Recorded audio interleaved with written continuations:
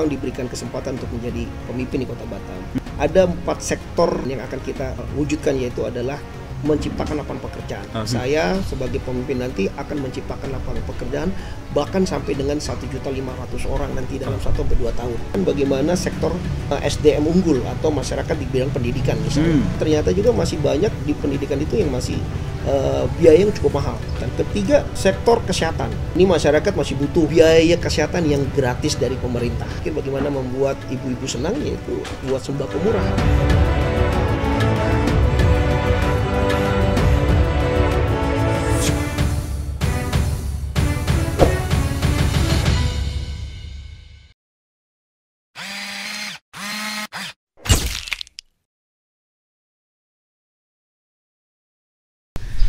Ya, masih banyak orang meraba-raba sejatinya Haris Lambe seperti apa gitu. Nah, ternyata kalau kita kuak lebih dalam lagi, Anda melihat sosok seorang Haris Lambe ini seperti apa? Masih di Uswim Talk di Batam Insight. Kita kali ini saya agak-agak sangar dikit. Kayaknya biasa aja deh gitu.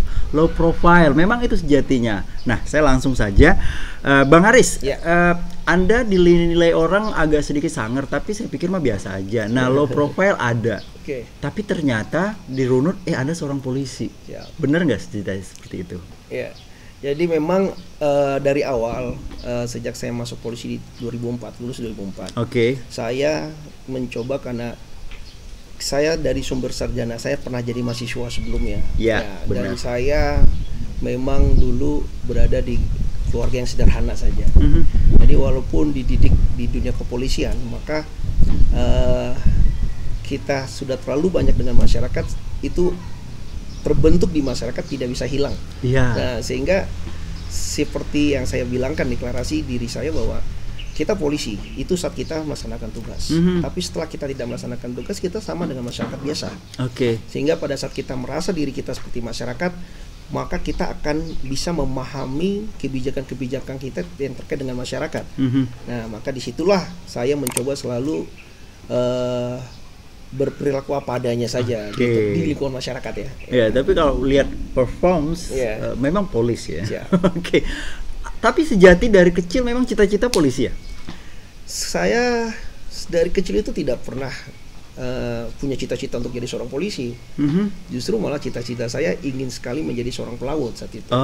Karena pengaruh lingkungan ya. Pengaruh lingkungan. Background keluarga pelaut semua. Kita dasar orang Bugis kan, Bugis kebanyakan pelaut.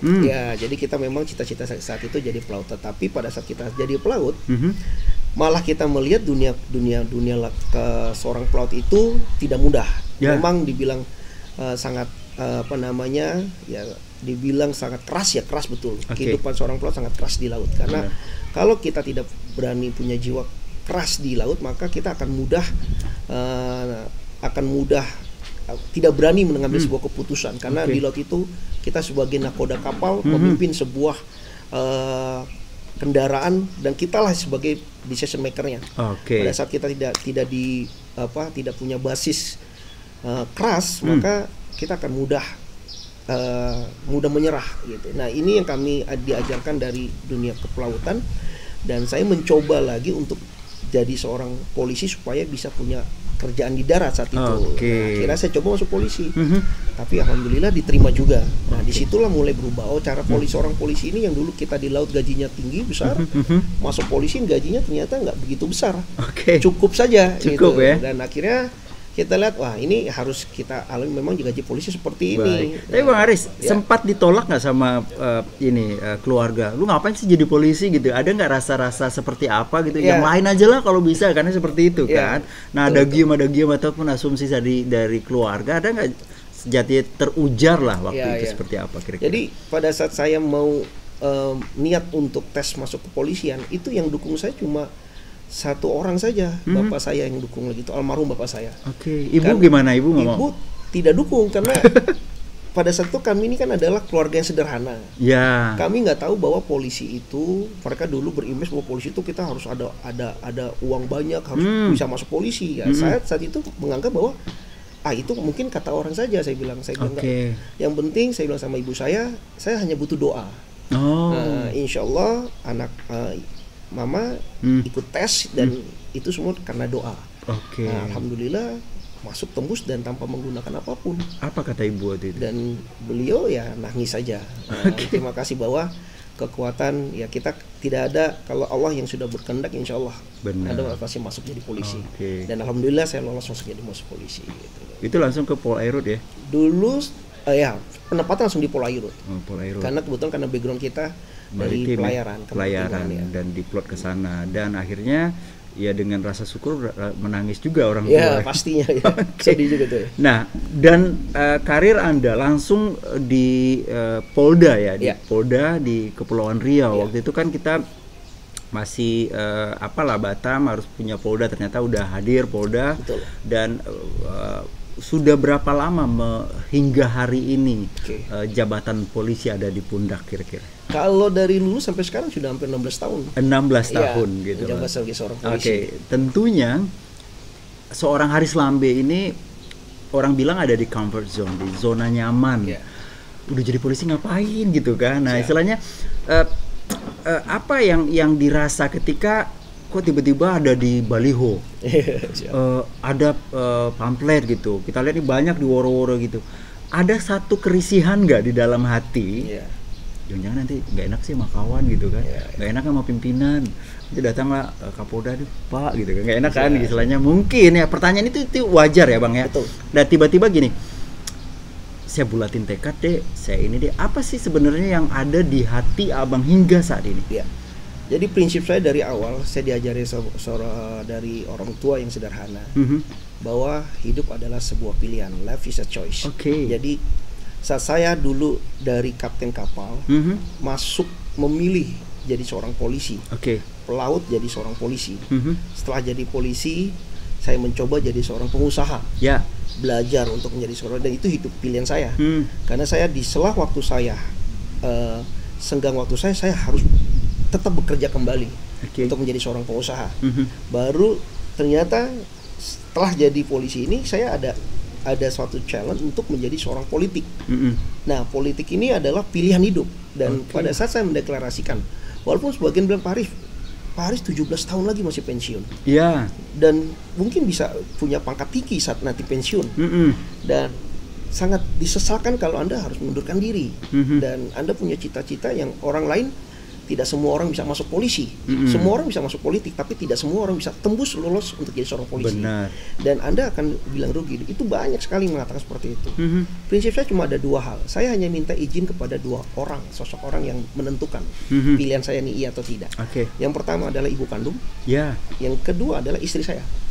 Apabila dua sosok ini merestui, maka insya Allah, Bismillah, saya yakin bahwa ini adalah pilihan saya.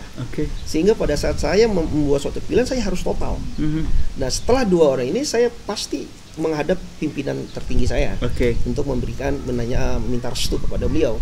Sebagai pimpinan tertinggi, saya menghadap ke beliau dan sudah 3 kali saya menghadap beliau.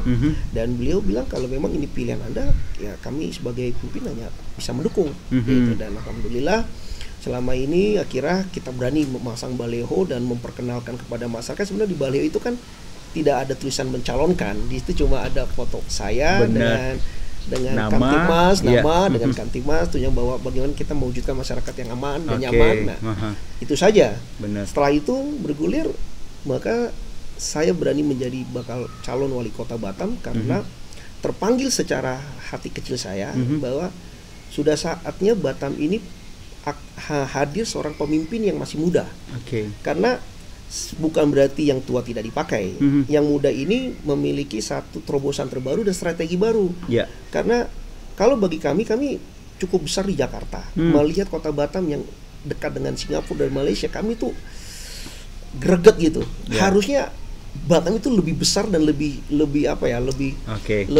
dapat dia punya segi modernnya sedikit presentasi dibandingkan Singapura atau Malaysia karena berdekatan dibanding Jakarta yang jauh lagi begitu. Tapi Bang Haris, Anda udah kalau nuwun sama pimpinan, sama istri, sama ibu gitu kan. Ada bentuk kerisihan juga nggak rasa dari mungkin teman sejawat? Haris, lu sayang banget deh 17 tahun lagi loh, pensiun dengan titel gimana gitu. You can dream comes true that, atau mungkin aduh deh gimana ya, masih agak ragu nggak adalah kelabilan tuh kan manusiawi ya. masih ada nggak seperti itu hingga hari ini? Ya, insya Allah sampai sekarang saya selalu berdoa dan menguatkan hati saya harus jauh dari keraguan-keraguan. Jadi saya tidak ragu lagi, memang ini pilihan hidup saya, bahwa saya berkomitmen untuk bisa tampil menjadi kandidat calon wali kota Batam. Apapun itu resiko yang harus saya hadapi. Karena bagi saya berkarir itu kan nggak hanya di satu bidang saja. Semua orang bisa sukses asal mereka bisa konsisten dan total dalam melakukan sebuah pekerjaan. Insya Allah itu pasti akan berhasil. Dan saya yakin itu. Ya, tapi setidaknya yang satu angkatan lah, ada nggak yang mungkin yang membuat jangan dah, usah lah gitu kan. Kita kan mau terbang nih, ditarik deh. Ada nggak kira-kira Bang Haris? Banyak yang berbicara seperti itu, tapi saya memberikan penjelasan kepada mereka. Saya bilang, kita Bang, biasa kan dari senior-senior yang memberikan nasihat, terus pikirkan lagi, saya bilang, insya Allah sudah kami pikirkan Bang, saya bilang. Dari segi hal apapun saya sudah memikirkan. Pertama dari nanti orang bilang, Pak Haris, nanti orang nggak respect loh setelah Anda nggak jadi polisi, saya bilang. Respect itu kan bukan hanya dari orang polisi yang harus direspek, kan begitu. Dan saya adalah orang yang sangat bersyukur bisa masuk di kepolisian dan seperti ini karena terbentuk dari kepolisian. Kepemimpinan kepolisian saya diajarkan menjadi seorang pemimpin ya di akademi kepolisian. Dan banyak komandan saya yang tadinya tidak mendukung akhirnya mendukung. Karena bagi mereka adalah ini karir kamu gitu. Yang terpenting setelah dibentuk di kepolisian Anda jangan pernah lupa bahwa akhirnya lahir dari polisi. Katanya udah minta kalau nuwun ke pimpinan, siapa yang ditemuin waktu itu? Saat itu saya menghadap ya pasti ke pimpinan tertinggi ya. Sebelum saya menghadap pimpinan tertinggi pasti saya ke direktur saya dulu, minta dampingin beliau untuk bisa ketemu dengan pimpinan tertinggi yaitu Pak Kapolda saat itu. Ya saya ngadep Pak Kapolda dan Pak Wakapolda. Jadi respon dari Pak Andap sama Pak Yan, apa disokong gitu gimana kira-kira? Bahasanya insya Allah mereka sebagai pimpinan tertinggi dan sebagai ayah kami, karena beliau adalah bapak kami juga. Insya Allah kalau anak yang memang berniat menjadi calon, insya Allah mereka akan restui semasa tidak menyimpang dari administrasi yang ada. Benar, dan mungkin restu, ikhlas, ini akan menjadikan anaknya yang bisa berlari lebih kencang lagi, dan inilah yang diharapkan cita-citanya terwujud. Amin ya. Dan insya Allah kalau misal terwujud, maka ini akan memperkuat lagi bagaimana sistem pemerintahan yang ada bisa berkolaborasi, bersinergi dengan kepolisian. Karena kami background dari kepolisian. Itu dia. Yang mungkin yang dulu tidak terputus komunikasinya dan kurang intens. Kalau kami dari kepolisian terus diterima menjadi seorang wali kota Batam, dan akan mensinergikan kembali dengan kepolisian akan lebih erat lagi. Itu dia. Memang dibutuhkan ya itu dia tadi eksekutor yang pasti. Apalagi Anda dari aparat kepolisian itu berani mengeksekusi, dan yang pasti ini yang perlu di frame seapik mungkin seorang Haris Lambe, dan kita mungkin butuh sosok seperti itu di peradaban Batam. Batam kayaknya harus kayak seperti ini, harus seperti itu.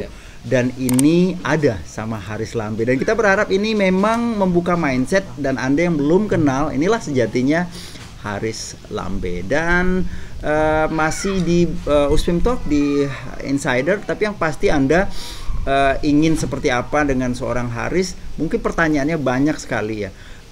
Ketika Anda berada di zona nyaman, minta kalau nuwun ya diizinkan seperti itu, banyak tahapan-tahapan yang Anda lewati Bang Haris. Selain mungkin dari low profile, kepolisian, banyak usaha lain sebagainya, dan disokong oleh masyarakat, atmosfer Anda menyokong sepenuhnya seperti itu. Mungkin itu aura positif yang ditularin ke seorang Haris.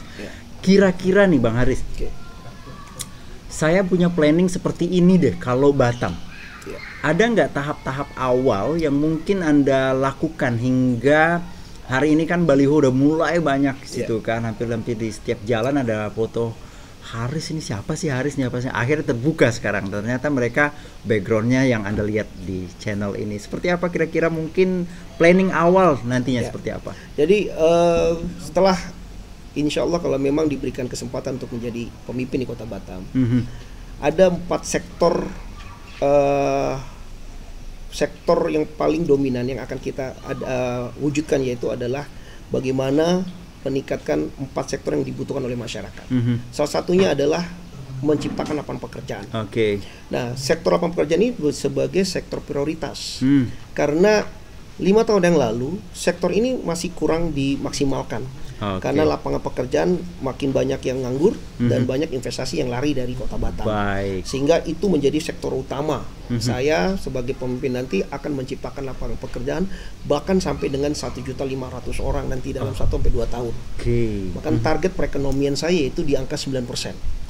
Ya, di atas angka target nasional. Kenapa saya bilang berani menargetkan di atas angka perekonomian nasional? Karena geografis Batam yang menarik. Geografis Batam itu tidak bisa disamakan dengan geografis wilayah-wilayah yang ada di Indonesia lainnya. Tinggal bagaimana seorang pemimpin berani mengoptimalkan potensi-potensi yang ada seperti ini. Makanya di situ saya bilang. Kedua, nanti saya akan menciptakan bagaimana sektor SDM unggul atau masyarakat di bidang pendidikan misalnya. Sekarang masyarakat masih pada ngeluh terkait dengan pendidikan yang masih di bawah rata-rata, terus pendidikan yang masih kurang terekspos yang orang-orang yang unggul di bidang pendidikan, dan ternyata juga masih banyak di pendidikan itu yang masih biaya yang cukup mahal, tinggi. Nah, itu akan kami fokuskan. Ketiga, sektor kesehatan. Nah, ini masyarakat masih butuh biaya kesehatan yang gratis dari pemerintah. Sehingga pada saat pemerintah sanggup menaikkan PAD yang ada, menambah anggaran APBD, maka anggaran kesehatan itu akan kita alokasikan khusus. Dan yang terakhir, bagaimana membuat ibu-ibu senang, yaitu buat sembako murah. Itu sektor perekonomian masyarakat. Baik, kita akan lebih kupas lebih lanjut lagi. Kenapa sih menjadi wali kota? Saya mah biasa aja gitu. Nah, seperti apa nanti Pak Haris, visi misinya seperti apa dan komitmennya sejatinya seperti apa sebagai wali kota? Batam 1. Kami masih di Batam Insight di Puspipto. Itu kan Abang